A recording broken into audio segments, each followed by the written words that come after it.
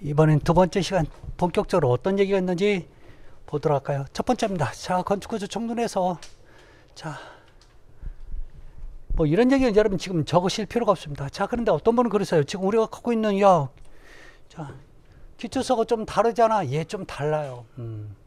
자, 그래도 여러분 이게 다르다고 해서 전체적으로 여러분 내용이 여러분 더 다르거나 그러진 않습니다. 아셨죠? 자, 지금 제가 오늘부터 강의하는 내용은요. 그냥 이런 걸 지금 다 적어서 하자는 게 아니라 사진을 좀 많이 보자는 얘기예요. 아셨죠? 사진을 봐가지고 여러분들이 머릿속에 조금 각인이 좀 됐으면 해요. 그 때문에 여러분 우리 교재에 없는 사진을 주로 많이 가지고 다뤄서 얘기를 할 겁니다. 아셨죠? 그래서 이게 교재가 별도로 이런 자료가 왜 없냐라고 하지 마시고 그냥 자료 없습니다. 아셨죠? 그러니까 편히 보시라고 편히 보세요.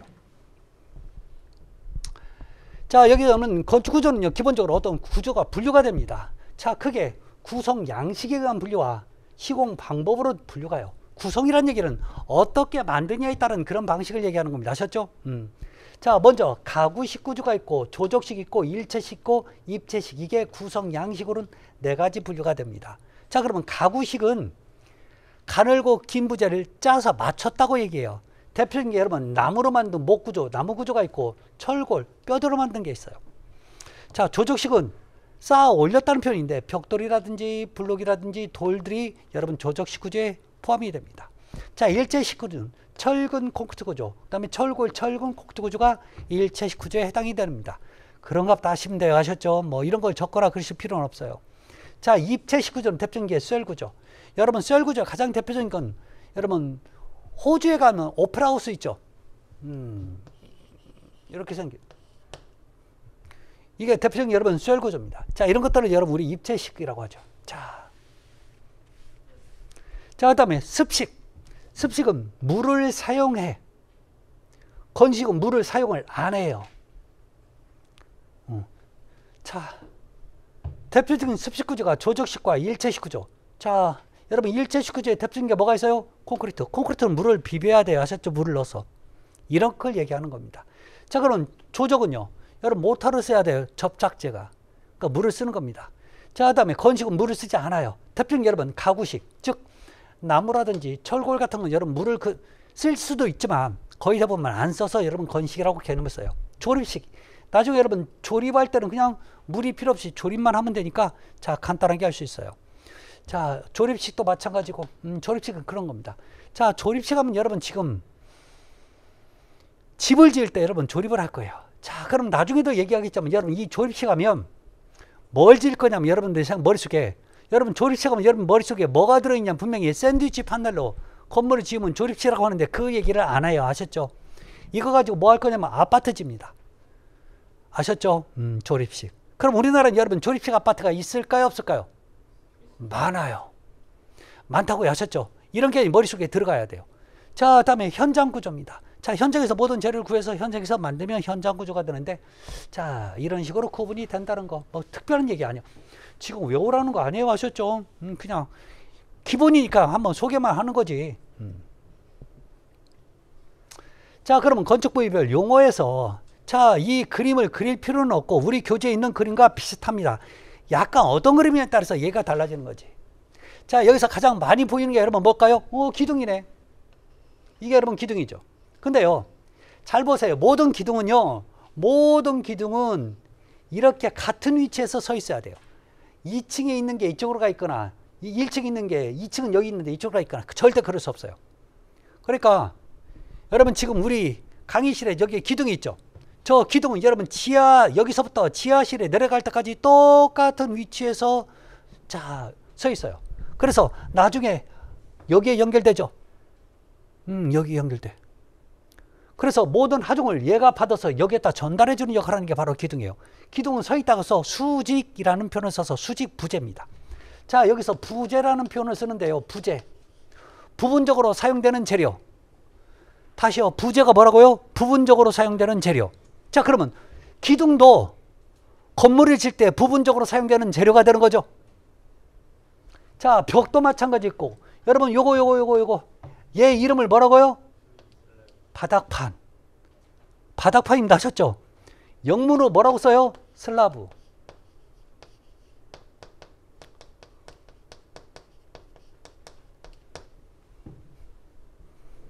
아셨죠?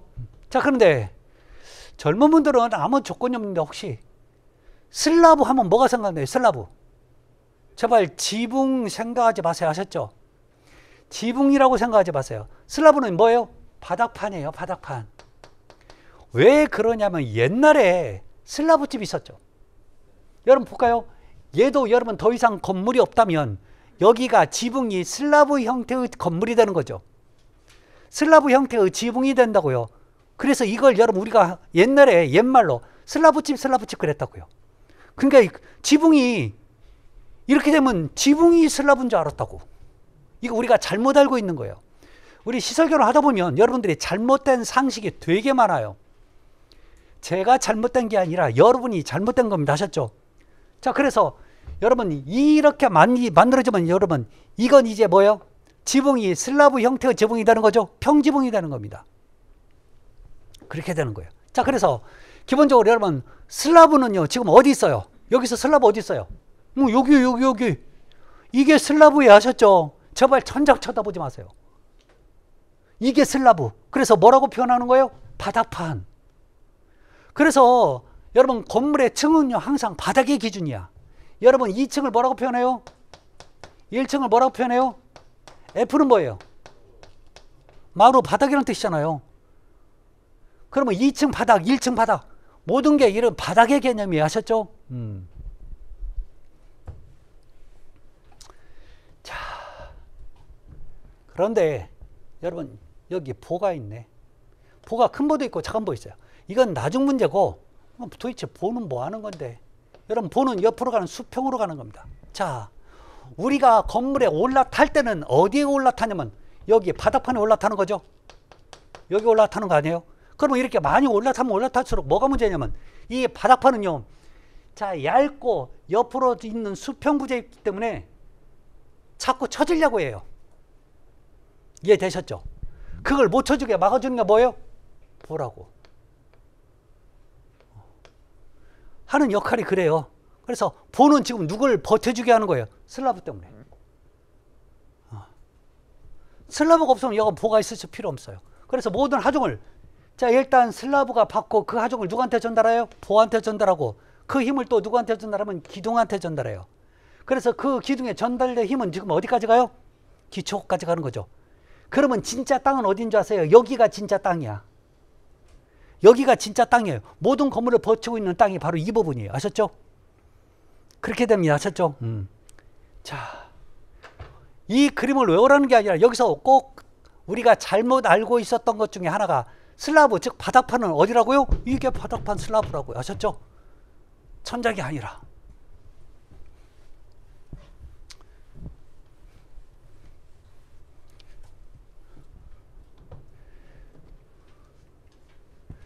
자, 그러면 기초가 있어요. 기초. 자, 기초의 종류를 여러 가지가 있는데 자, 나중에 또 얘기할 겁니다. 자, 이렇게 여러분 여기 기초판이에요. 그러면 진짜 땅 여기에요. 아셨죠? 나중에 여러분 얘를 이만큼 묻어버릴 거야. 묻는다고요. 자, 그래서 기초판 하나에 기둥 요게 여러분 지금 철근이에요. 철근. 근데 기둥이 안 만들어놨네. 안 만드는 이유가 뭐냐면요. 이 기초판하고 기둥을 같이 못 만드는 거야. 이 기초판 만들고 그 다음에 여기다 여러분 거푸집을 이렇게 거푸집을 대고 이제 콘크리트 갖다 부어야 돼. 아셨죠? 따로따로 만들 수밖에 없어요. 왜요? 여러분 보시다시피 여기는 콘크리트 거푸집을 안 만들어. 그러니까 여기 채워놓고 여러분 콘크리트 갖다 여기다 부으면 이쪽으로 다 빠져나오니까 못 만드는 거야. 같이. 이해되셨나 몰라요? 일단 따로따로 만들어. 자, 그러면 이렇게 기초판 하나에 기둥이 하나면 독립기초라고 하고 나중에 다 얘기합니다. 아셨죠? 자, 여기 보면 기초판이라고 하는 게 있는데 이 기초판이에요. 기둥이 몇 개예요? 두 개. 두 개 이상이면 이걸 복합기초라고 얘기합니다. 이런 기초 종류에서 또 나중에 또 나와요. 자, 그러면 연속기초, 줄기초라고 하는 게 있죠? 연속으로 됐어. 뭐가요? 단장처럼. 단장처럼 연속으로 됐어요. 자, 그런데 가운데도 흙을 갖다 모아놨는데 여기다 뭐 하려고? 아, 나중에 흙을 여기까지 다 메꿀 거예요. 흙을 여기까지. 아셨죠? 평평하게 요 있는 흙을 갖다가 여기 있는. 그럼 얘도 여러분 흙이 이만큼고 이만큼 나오죠? 이게 우리가 볼 수 있는 부분이야. 그럼 도대체 여기다 뭐 하려고? 벽돌 쌀려고. 벽돌 쌀려고 만드는 기초가 바로 여기 뭐예요? 연속기초, 줄기초. 그래서 조족조에서 주로 많이 쓴다고 나와요. 여러분 온통이란 말 뜻이 뭐예요? 온통. 전부 다라는 뜻이죠. 얘는 이렇게 만드는 이유가 뭐냐면 요 모양대로 건물이 이렇게 올라가요.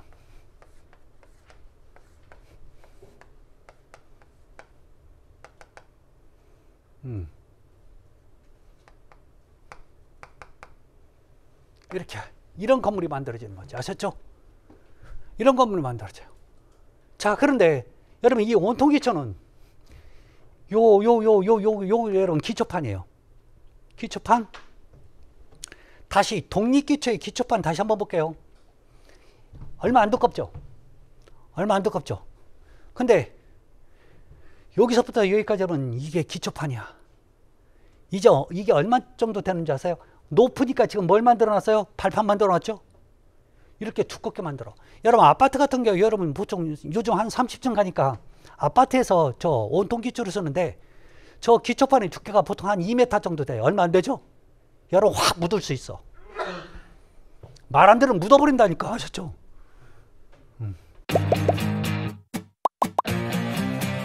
에듀윌 유료 회원만의 명품 자료 서비스.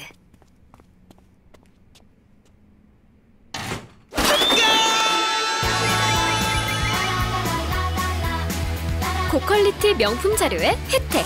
오직 에듀윌 유료 회원에게만. 에듀윌.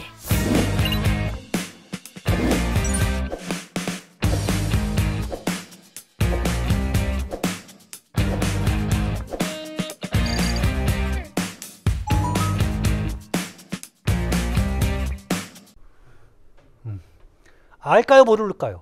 묻히면 모르는 거죠. 자, 이 정도 두껍게 만들어야, 기초판이 이 정도 두껍게 만들어야 버틴다는 얘기예요. 그래서 나중에 보면 이 온통 기초는요, 어떤 데 많이 쓰냐면 거의 100%는 아니지만 거의 90% 이상이 혹시 지하실이 있는 건물 있죠? 온통 기초라고 보면 돼요. 지금 우리 학원 이 강의실 그 건물도 지하실이 있어요. 무슨 기초? 여러분 아파트에 여러분 지하실 있어요? 없어요? 그러면 온통 기초예요. 자, 결론적으로 온통 기초가 설계가 더 복잡한데 얘가 나중에 여러 가지, 자, 땅이 무르거나, 자, 혹시 뭐 안 좋은 일 있을 때도 얘를 하면 상당히 좀 좋아집니다. 그래서 이 네 가지 기초 중에 가장 그래도 좋은 게 온통 기초라고 보시면 돼요. 나중에 얘기를 할 겁니다. 자, 기초예를 좀 봤으니까 이제 벽을 좀 볼까요? 벽. 자, 여러분 아파트 벽을 보면 이렇게 까맣게 있는 부분이 지금 콘크리트로 만들어진 벽이라고 보시면 돼요. 이 벽의 재질은 콘크리트일 수도 있고 벽돌일 수도 있어요. 아셨죠? 근데 거의 대부분 요즘 많이 쓰는 게 이 두 가지였는데 더 많이 쓰는 게 콘크리트입니다. 거의 대부분. 자, 제가 하고 싶은 얘기. 자, 아파트 여기에서 기둥 한번 찾아보실래요? 기둥. 자, 여기서 기둥 어느 부분이 기둥이에요? 요거? 없어요. 아셨죠? 찾아보지 마세요. 아셨죠? 아파트에는 기둥이 없어요. 아셨죠? 그럼 뭐가 다 받아요? 이 벽이 힘을 받는다고요. 아셨죠? 대부분 이런 콘크리트 재료를 써서. 자, 그래서 벽의 종류를 잠깐 볼 건데요. 여러분 그냥 들으시면 돼요. 아셨죠? 요 내자가 있는데 이 내자가 이 버틸 내자예요. 뭐에 버텨요? 힘에 버티는 벽이라고. 그러면 어떤 힘인데, 여러분 지금 건물한테 우리의 무게 있죠? 몸무게도 이 벽에 닿는 벽은 뭐예요? 건물한테는 힘이야. 힘이라고요. 그럼 그 힘의 무게를 버티는 벽, 그러면 튼튼해요? 안 튼튼해요? 튼튼해요. 그럼 벽체가 튼튼한 게 좋아요? 안 튼튼한 게 좋아요? 이게 좋은 벽이에요. 그래서 여러분 어떤 표현 앞에 내자가 들어가잖아요. 버틴다는 뜻이. 아셨죠? 무조건. 그럼 건물을 지었는데 버티는 건물이 좋은 거죠.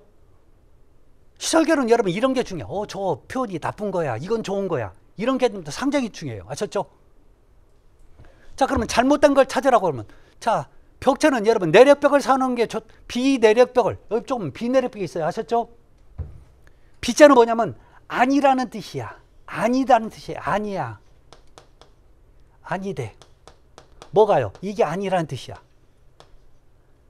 그러면 내력벽이 아니란 얘기죠. 그럼 튼튼해요, 안 튼튼해요? 튼튼하지 못한 벽이에요. 그래서 아파트를 건물은 여러분 비내벽으로 설치한다. 맞아요, 틀려요? 그래요. 개념이 이렇다니까. 그러니까 이걸 해석하는 것도 중요하지만 어떤 게 좋은 건지, 어떤 표현이 좋은 건지 그거 아는 것도 상당히 중요합니다. 그래서 자, 제가 강의라는 도중에 분명 보면 이 얘기가 나오면 좋은 거예요, 이 얘기 나오면 나쁜 거예요, 이런 얘기도 해드려요. 이게 이해하는 과정입니다. 아셨죠? 그래서 이게 사실 용어예요, 용어.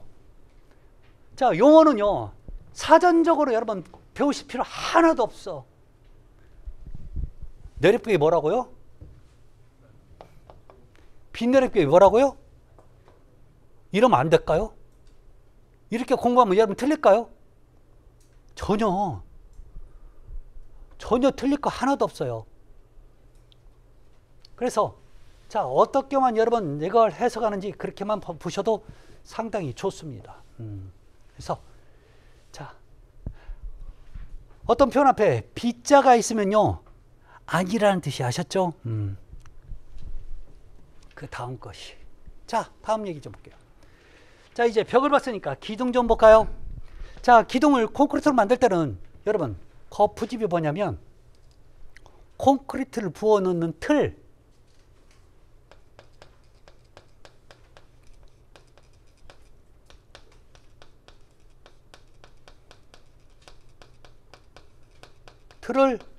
거푸집이라고 합니다.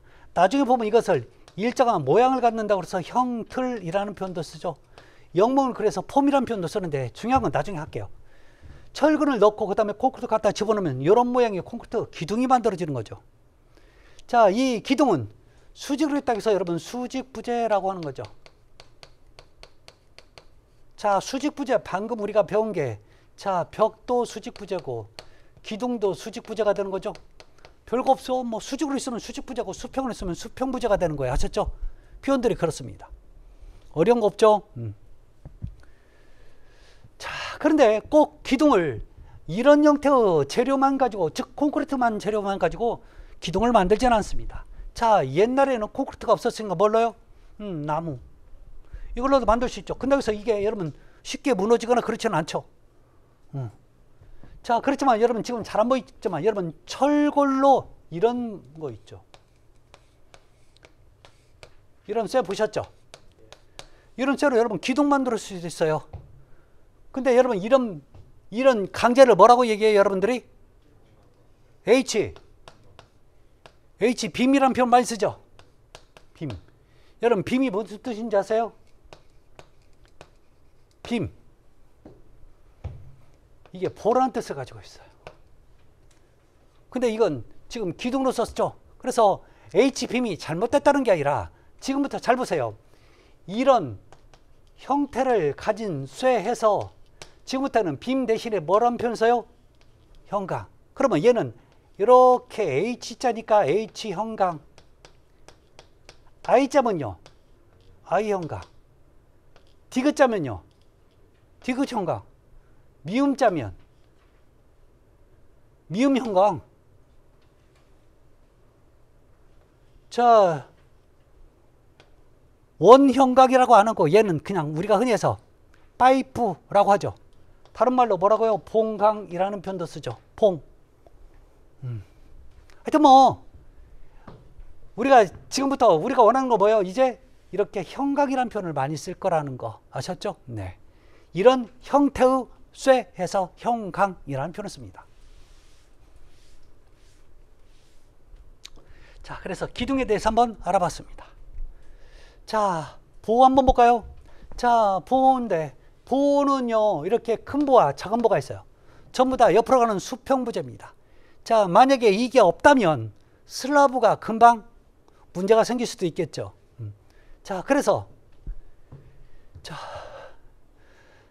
자, 슬라브 하중을 기둥에 전달해 주는 게 바로 보인데요. 자, 보는 큰 보가 있고 작은 보가 있어요.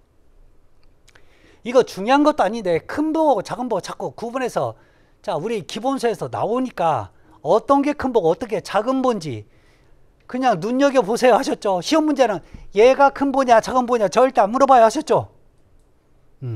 그냥 보로 나오니까. 자, 그러면 여러분 여기에 기둥이네요. 자, 그러면 기둥에 이렇게 걸쳐서 가는 크로스에서 걸쳐서 가는 요 보는요 무조건 큰 보야. 이해되셨어요? 여러분 여기에 기둥이잖아요. 여기에 기둥이야. 자, 기둥으로 걸쳐서 가는 요 보. 자, 그 다음에 요 보도는 여러분 전부 다 큰 보라고요.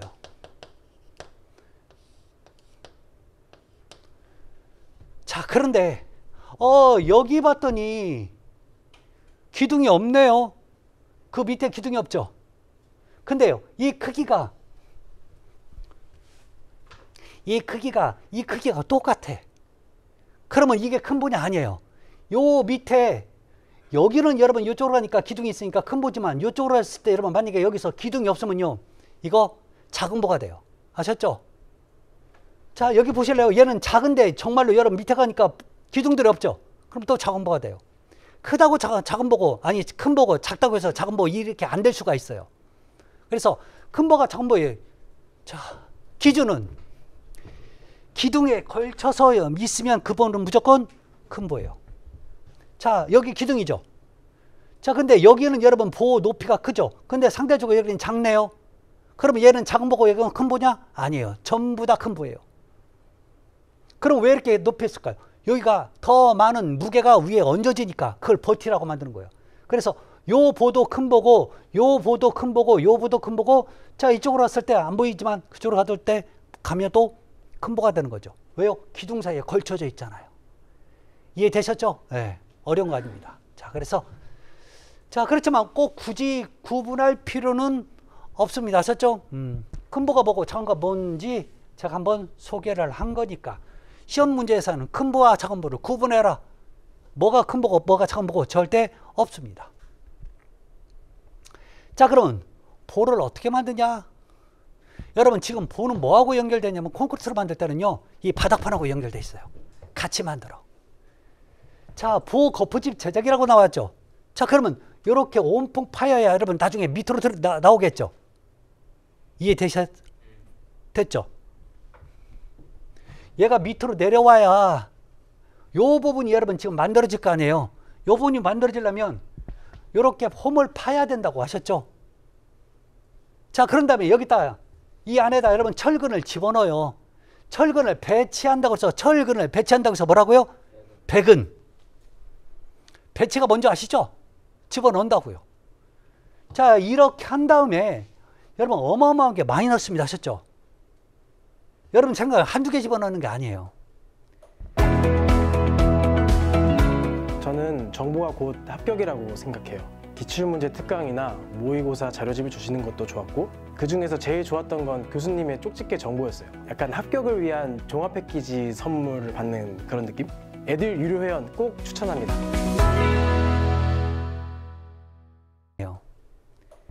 그 다음에 이걸로 여기가 이제 뭐가 돼요? 우리가 얘기하는 슬라브 바닥판이 돼요. 바닥판이 이렇게 벽을 한다고요. 자, 근데 저 콘크리트 타산한데 여기 보면 빨간 선도 보이네. 이게 뭐냐면 빈 파이프예요.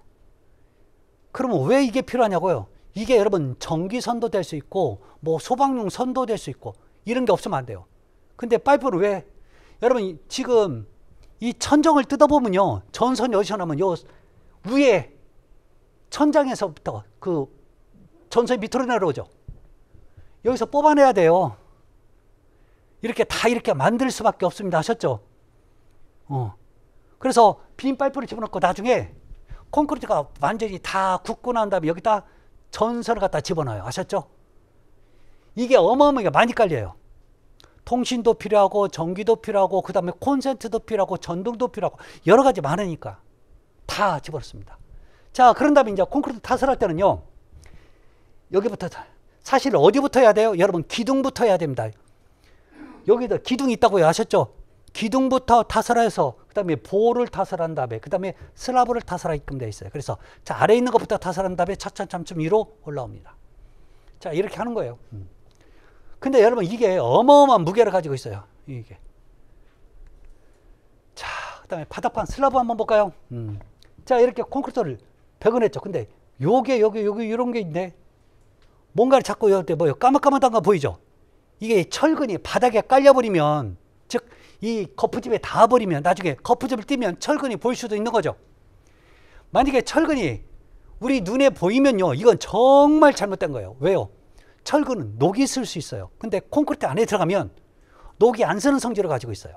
콘크리트는 녹을 안 쓰게 막아줍니다. 아셨죠? 그렇기 때문에 철근이 콘크리트 안에 들어가라고 이렇게 받쳐져요. 고임자가 되는 겁니다. 나중에 보일 거예요. 자, 그런 다음에 여러분 콘크리트 이렇게 타설합니다. 수평으로 되죠. 그래서 여러분 나중에 보면 우리가 똑같은 레벨이라고 하는 기계가 있어요. 자, 그 기계로 여러분 너 여기까지 찍으라고 표시를 해놔. 그러면 거기 지금 여러분 여기가 안 보이겠지만 여기 중간중간에 전부 다 그 표시가 다 돼 있었어요. 그렇게 해놓고 콘크리트 타설하면 이렇게 자, 반듯하게 되는 겁니다. 자, 그 다음에 이제 할 얘기가 바로 힘의 얘기예요. 어떻게 보면 지금 우리 자, 첫 번째 시간은 여러분 제가 설계로는 어떻게 공부할지 거기에 관련된 얘기지만 진짜 이제 우리가 수업에 들어와서 첫 번째 시간인데요. 여기서 지금 얘기가 어떻게 보면 가장 중요할 수 있습니다. 자, 이걸 못하면요, 시험 보는 내내, 즉 우리 1차 시험 보는 내내 헤맬 수도 있어요. 지금부터 잘 보셔야 됩니다. 아셨죠? 우리 교재에도 없는 내용이에요. 아셨죠? 자, 먼저 축 방향력에 대해서 얘기합니다. 축 방향 또는 축 방향력. 축으로 이루어지는 건데, 자, 그럼 축이 뭐냐? 이렇게 빈 원형의 자, 뭐 나무 같은 게 있어요. 여기서 여러분 이렇게 생긴 요 방향을 뭐라고 얘기하면 축 방향이라고 얘기합니다. 이게 축 방향이야. 자, 그러면 얘도 이렇게 눕혀져 있으니까 어때요? 요게 여러분 뭐가 돼요? 축 방향이 되는 겁니다. 쉬워요. 그러니까 여기서 여러분 여기서 중요한 표현 뭐예요? 긴 방향으로 가는 게 여러분 축 방향이 됩니다. 자, 그럼 잠깐 볼까요? 여러분 이게 벽돌이라고 칩시다. 아셨죠?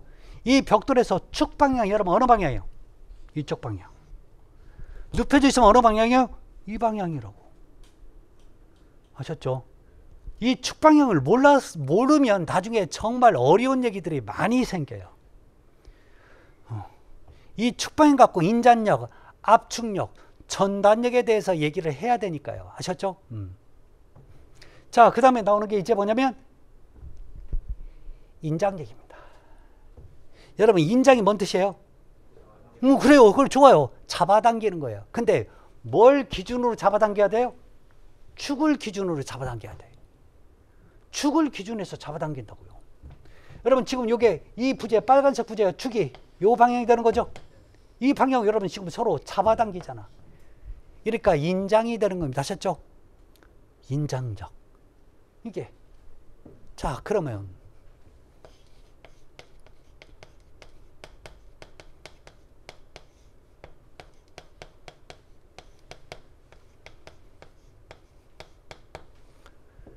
인장력이 크다, 인장력이 작다라는 표현을 이제부터 쓸 거란 말이에요. 우리가 기본서에도 나오고 자주 이런 표현을 써요. 그러면 인장력이 크다는 얘기는 도대체 무슨 의미를 갖고 있는 거고, 인장력이 작다는 얘기는 도대체 무슨 의미를 갖는 건지 아주 중요해요. 어디서도 이 얘기를 안 하다 보니까 자꾸 여러분들이 헤맬 수밖에 없는 건데요. 자, 인장력이 커. 그러면요, 잡아당겼는데 잘 안 늘어난다고 해서 가십시오. 아셨죠?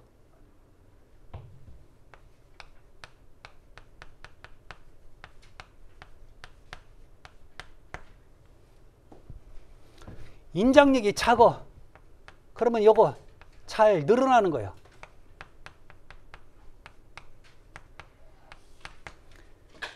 자, 여러분 철근은요, 잡아당겼을 때 혹시 잘 늘어날까요? 안 늘어날까요? 안 늘어나. 그래서 철근은요, 인장력이 크다 작다? 좋아요. 그렇게 가는 거지. 그게 시험 문제란 말이에요. 그 목적으로 쓰는 게 철이거든요. 그래서 여러분 철근을 갖다가 여러분 슬라브 있죠? 슬라브에다 철근을 집어넣는다고. 그 위에 올라타졌으니까 여러분 이거 휘어버렸죠? 휘었어요? 아니었어요? 아니었어. 여러분 지금 올라탔는데 아니었죠? 슬라브가. 아니었다는 얘기는 여러분 안 늘어났다는 얘기예요. 누가 안 늘어나는 거예요? 철근이. 그래서 철근은요, 인장력이 크다 작다? 크다. 안 늘었으니까 인장력이 큰 거예요. 해석 잘 하셔야 돼요. 아셨죠? 이게 조금 있으면 다 거꾸로 해석해요. 별것도 아닌데.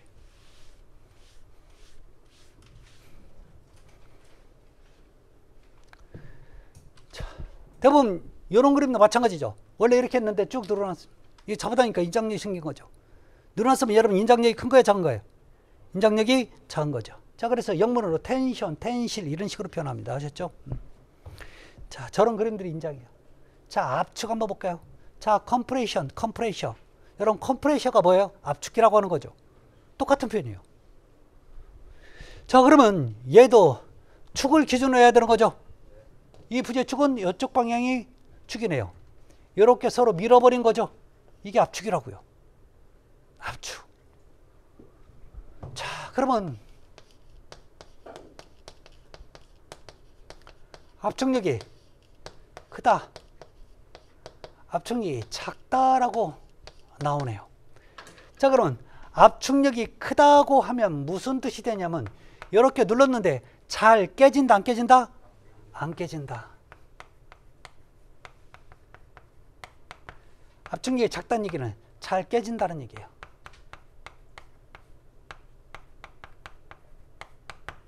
이런 의미를 갖고 있어요. 자, 대부분 여러분 압축력에 관련된 어떤 그 재료를 보면 콘크리트, 벽돌, 돌. 그러니까 단단할수록 여러분 압축력이 큽니다. 아셨죠? 자, 그러면 한 가지. 여러분 이거 벽돌입니다. 벽돌. 이게 벽돌이에요. 이 벽돌이 얼마나 단단한지 알려면 압축 강도 시험을 해야 돼. 아셨죠? 자, 이런 상태에서 눌렀어. 절대 압축 강도가 측정이 안 돼요. 왜 측정이 안 되는 거 잘못한 거예요? 축으로 한 건 아니잖아. 그래서 벽돌의 압축 강도를 측정할 때는요, 세워놓은 상태에서 눌러야 돼. 왜요? 축으로 눌러야 될 거 아니에요. 아셨죠? 그러면 이렇게 하면 돼요, 안 돼요? 상관없는 거죠? 이렇게 하나, 이렇게 하나, 위에서 누른 건 축을 기준해서 눌렀으니까. 그래서 벽돌을 측정할 때 여러분 이렇게 하는 거 아니에요? 아셨죠? 왜요? 축이 아니잖아. 눌렀으니까 이건. 이렇게 눌러야 된다고요. 이게 항상 기준이 된다고. 그래서 콘크리트는 여러분 압축 강도가 커요, 작아요? 콘크리트는 압축 강도가 크다, 작다? 크다. 압축 강도가 커요. 큰 게 여러분 안 깨지는 거지. 콘크리트 혹시 잘 깨지던가요? 그런 개념이 되는 겁니다.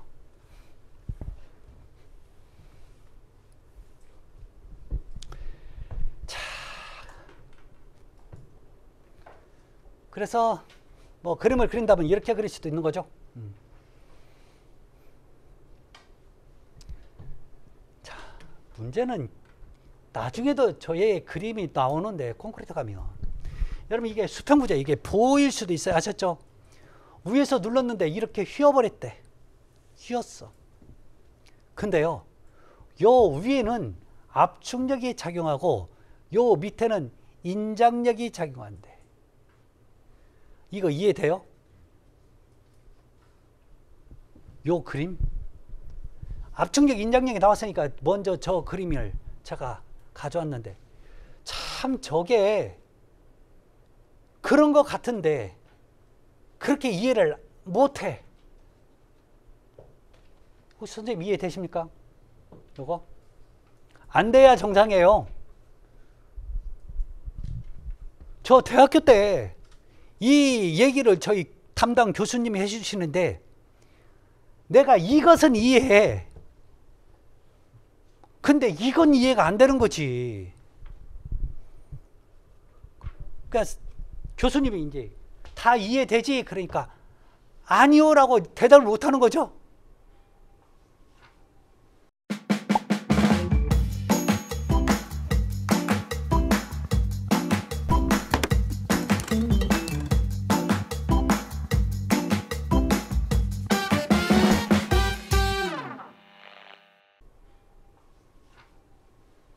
아니요 하면 뭐라고 하는지 아세요? 우리 교수님. 이런 똥멍충이들. 이러니까 이제 아니요라고 얘기를 못하는 거지. 이걸 아무 생각 없이 지나다가 한 10년 후에 이걸 비로소 느낍니다. 아무것도 아닌데. 그러면 이제 여러분들한테 직접 느끼면 할 얘기 없는 거죠. 반감을 안 가질 수 있고 그런 거야라고 느낄 수 있는 게 있어요. 자, 여러분 꼭 저를 한번 따라 한번 해보세요. 이게 저 수평구제예요. 그럼 위에서 힘을 주면 여러분 이렇게 되나요? 한 번씩 해보세요. 이렇게 되는 거 맞아요? 그러면 밑에는 여러분 지금 피부가 어때요? 잡아당기는 뭐가 생겨요? 인장. 여기는 왜 쪼글쪼글해졌어요? 피부가? 모아졌으니까. 왜냐고 할 게 아니라 여러분들이 한 번만 보면 얘기가 되는 거죠. 그렇지 않아요? 자, 그러면 철근을, 이런 수평부지에 철근을 집어넣을 때 밑에 쪽 인장 쪽에서 많이 넣어야 될까요? 위에서 압축이 발생되는 쪽에 많이 넣어야 될까요? 밑에 쪽. 왜요? 이렇게 휘면 안 되잖아요. 슬라브나 보가 이렇게 휘면 좋은 건가요? 안 좋잖아. 이렇게 휘었다는 얘기는 건물이 무너진다는 얘기인데, 또 이렇게 휘었다는 얘기는 사실 철근을 넣는데도 이렇게 휘었다는 얘기는 뭔 뜻이에요? 철근이 부족하다는 얘기죠? 그렇잖아요. 이제 우리가 배운 것을 이렇게 써먹어야 돼. 근데 얼마나 여러분들이 정말 이렇게 배웠는데도 불구하고 맨홀 뚜껑을 만든데, 맨홀 뚜껑을 철근을 집어넣으니까 제가 가서 맨날 위에다만 철근 집어넣고 있어요. 여 위에다만 철근 집어넣고 있다니까요. 이렇게 나중에 맨홀 뚜껑 만들면 이렇게 힘이 발생이 될 건데,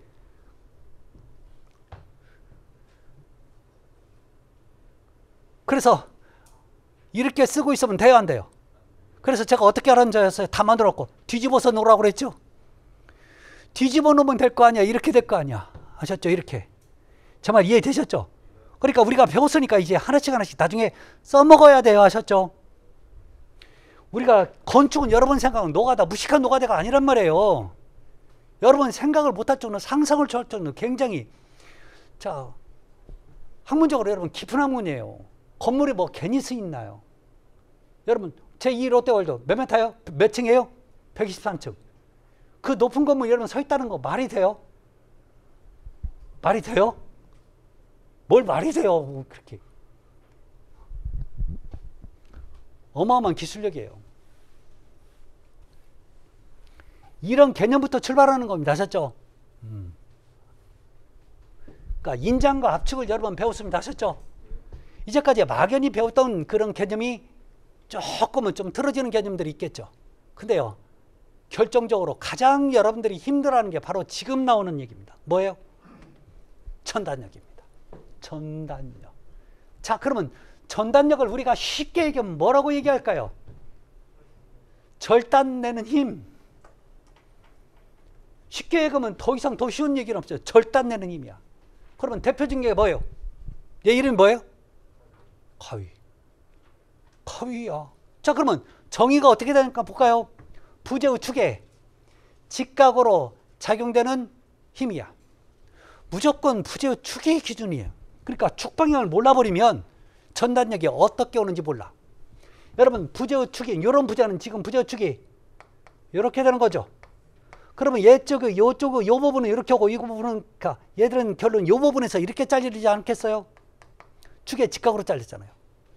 얘는 원래 원통이 이렇게 돼 있는데 한쪽은 이쪽 가고 한쪽은 이쪽 가니까 여기서 이렇게 잘리는 거죠. 여러분 가위가 그런 역할을 하는 거죠. 이해되셨어요? 근데 왜 가위를 여기다 집어넣냐? 나중에 전단 방향이 어느 쪽에서 오냐 그건 물어봐야 하셨죠. 그걸 알고 있어야 이걸 갖다가 풀 수가 있는 얘기야. 그러면 우리 건축에서 사용되는 부재의 종류는 여러 가지가 있지만 딱 두 가지로 나눌 수 있는 게 수직 부재와 수평 부재, 딱 두 가지밖에 없어요. 하셨죠? 안 그런가요? 서 있는 게 있고 눕혀 있는 게 있단 말이에요. 딱 두 가지 형태밖에 없어요. 배울 수 있는 게 딱 두 가지예요. 하셨죠? 그러면 대표적으로는 수평 부재는요, 수평 오는 부재들은 여러분 이렇게 있는 거죠. 뭐가 있을까요? 포라든지 바닥판, 슬라브가 이렇게 되는 거죠. 그러면 여기서 전단력은 어떻게 와요? 왜 이렇게 와요? 축에 직각으로 오니까 전단력은 여러분 이렇게 온다니까. 이게 전단력 방향이 되는 거죠. 아셨죠? 자, 그러면 수직부재가 있죠. 자, 수직부재는 이렇게 돼 있어. 자, 그러면 기둥이 이럴 수도 있고 벽 또는 벽체가 이렇게 수직부재가 되는 거죠. 대표적인 거. 그렇지 않아요? 그러면 얘는 전단력이 어느 방향, 어느 쪽 방향에 오냐면 축에 직각이니까 이렇게 여러분 전단력이 이렇게 오겠죠. 이게 그렇게 어려울까요? 나중에 되면 전단 방향이 어떻게 와요? 벽에서 전단 방향이 어떻게 와요? 기둥에서 전단 방향이 어떻게 와요? 맨날 헤매. 근데요, 그런데 이걸 몰라버렸어요. 가위를 가지고 온 이유가 뭐냐면 여러분 이런 거죠. 이게 벽이에요. 벽. 아니면 기둥에도 상관없어. 아니면 그냥 이거라고 칩시다. 그냥 지우개래. 근데 문제는 뭐냐면 칼이 아니라 가위를 주고 잘라버려. 가위를 가지고 잘라래요. 그러면 가위를 가지고 자를 수 있는 이론상에는요, 이렇게 수직으로 자를 수 있는 거고 수평으로 자를 수 있는 거죠. 어떤 게 더 쉬워요? 가위로 자르려면 아무 얘기 없으면 여러분 이렇게 자르는 거죠? 아니에요. 혹시 이거 주고 나서 이렇게 주고 나서 야 이거 가위로 잘라봐 그러면 혹시 이렇게 자르는 사람 없을 거야. 아니? 대부분 어떻게 잘라요? 이게 쉬우니까. 이게 전단 방향이라니까요. 이해되셨죠? 네. 이게 근데 된 것처럼 느껴지지만 나중에 가면 물어보면 또 틀려. 이게 제일 어려워요. 그러니까 그거 모르면요, 여러분 수직부재는 수평으로 오고 수평부재는 수직으로 와요. 이거 모르면 가위로 한번 잘라봐. 가위 가지고 자른다고 생각해봐요. 어떤 사람, 야 기둥을 가위로 어떻게 잘라?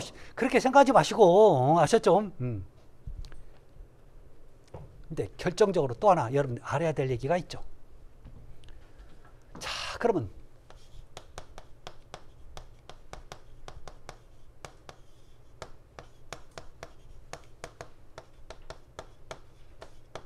자, 이 표현을 나오고 있어요.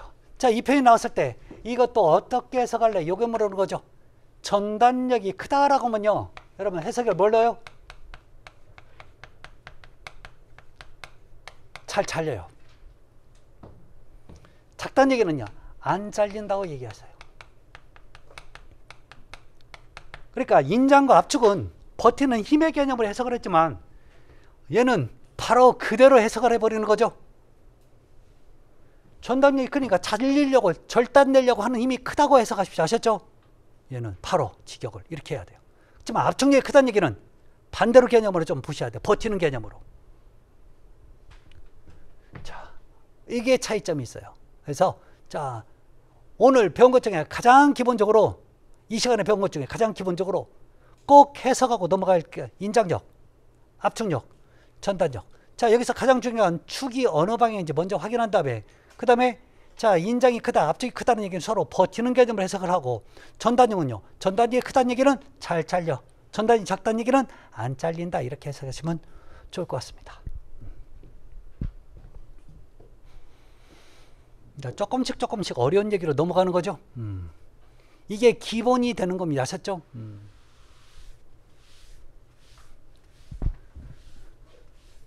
여러분, 제가 왜 이렇게 그림으로 여러분 해석을 강의를 하는지 이해되셨나요?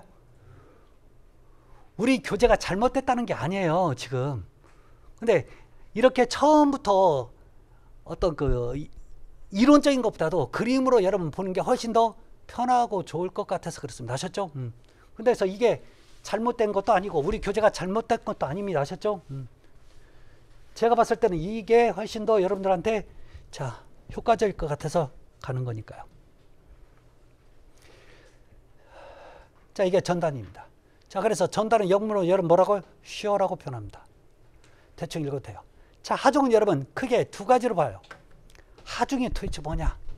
건물에 착용하는 외력을 하중, 외부에서 오는 힘. 그러면 건물한테 우리들은 밖에서 온 거죠? 사람도 여러분 올라탔잖아요. 그럼 하중이에요. 여러분 직기를도 이러고 하중이고. 자, 그런데 하중은요, 크게 먼저 두 가지로 구분합니다. 장기 하중과 단기 하중. 장기는 오랜 기간 동안이고 단기는 짧은 기간 동안이라는 표현을 쓰고 있어요. 그러면 장기 하중은 또 하나 고정 하중과 활로 하중으로 보는데, 고정은 움직이지 못하는 하중이에요. 자, 활로 하중은 여러분 혹시 활어라고 들어봤어요? 활어가 뭐예요? 살아있는 물고기. 즉 움직일 수 있는 게 여러분 활하중이에요.